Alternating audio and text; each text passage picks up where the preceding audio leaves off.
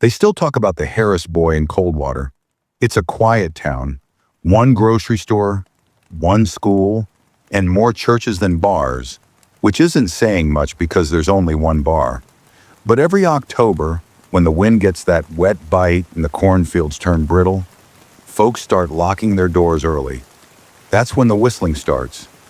You hear it sometime after 11 p.m., drifting down Main Street like smoke. A tune with no real rhythm, not cheerful, not sad, just wrong. Something about it knots your stomach. Kids dare each other to record it. Some try. Phones die, files disappear, batteries drain like water down a sink. Folks stop trying after a while. I'm Tom Granger, used to be a cop here, retired 10 years ago. But people still call me when things get weird.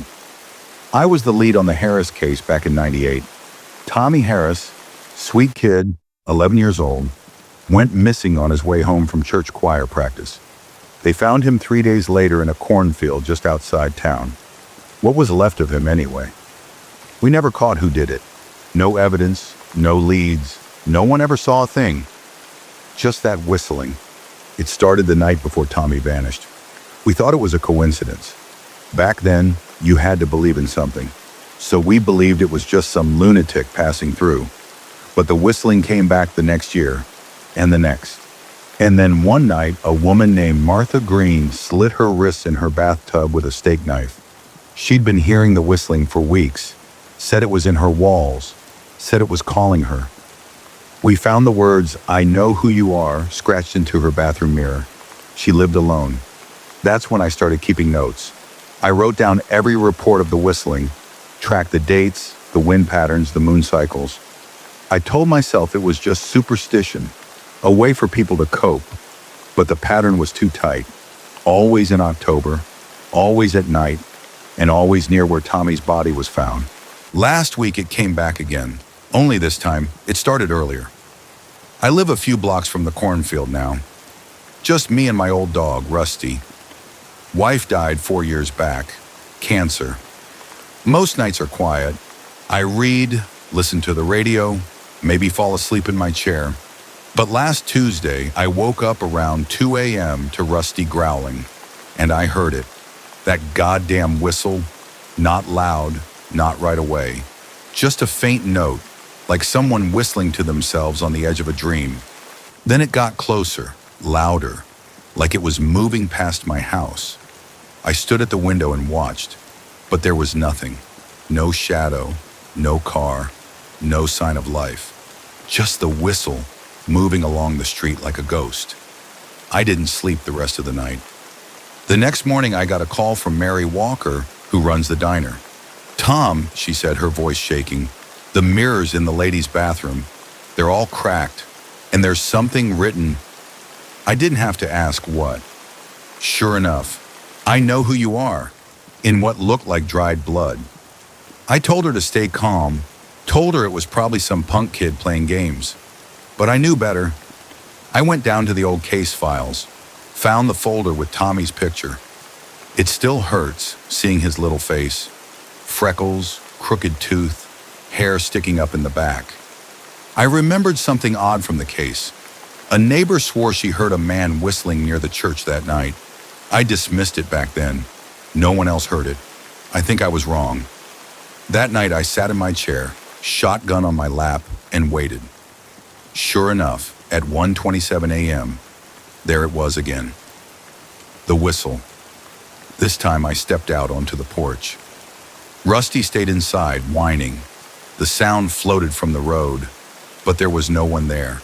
Just fog and darkness and the heavy scent of corn. I walked out, slow. My legs aren't what they used to be. The whistling didn't stop.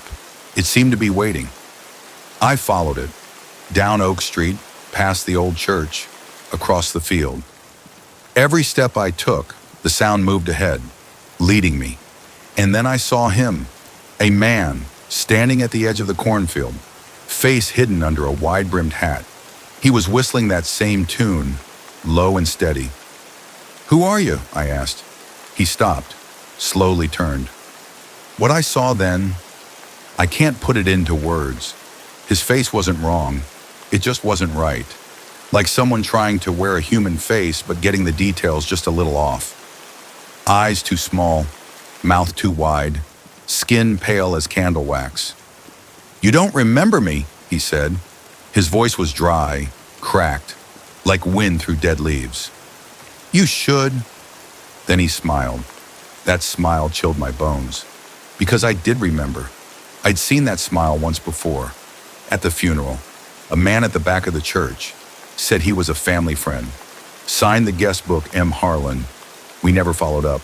He vanished after that. I raised the shotgun. "What do you want?" "I want the truth," he said. "The truth you buried. The truth that stinks under this town like rot." And then he whistled again. The corn behind him shifted, moved, like something alive was crawling through it. "I never left," he whispered. "I just waited." I don't remember running home. I don't remember falling asleep. But when I woke up, the sun was out, and my shotgun was by the door. There was a note on my porch. "You heard me. Now they will too." Since then, every night, more people hear it. The whistling is louder now. It moves through town like a plague. One by one, people are breaking, seeing things, hearing voices, locking themselves in their homes and refusing to come out. I know what's coming. The whistler isn't just a man. He's something else. Something old. Maybe something we brought here by mistake. And he's not finished. Not yet. If you're reading this, and you hear a tune in the dark, one that makes your skin crawl, one that sticks in your head and won't leave, don't follow it. Whatever you do, don't whistle back.